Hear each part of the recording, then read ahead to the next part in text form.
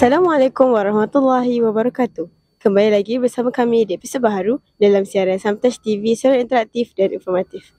Saya Safina Jah selaku wartawan Samtouch TV anda, serta juru kamera Hazratul Saleha di belakang tabir.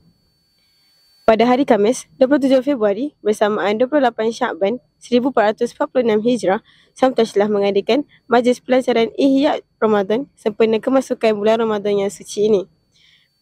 Majlis ini bermula pada pukul 7.30 pagi hingga 9.30 pagi di Dewan Ibnu Az-Zazari.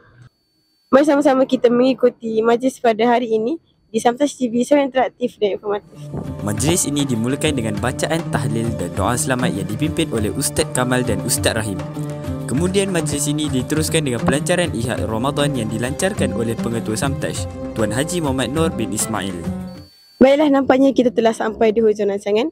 Ribuan terima kasih diucapkan kepada semua yang terlibat dalam menjayakan program pada hari ini.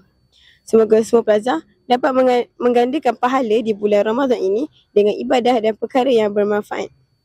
Saya Safina Jah selaku wartawan Samtouch TV anda, serta juru kamera Hazratul Saleha menggunakan diri. Jangan lupa ikuti semua sosial media kami Samtouch TV secara interaktif dan informatif. Jumpa lagi, bye-bye.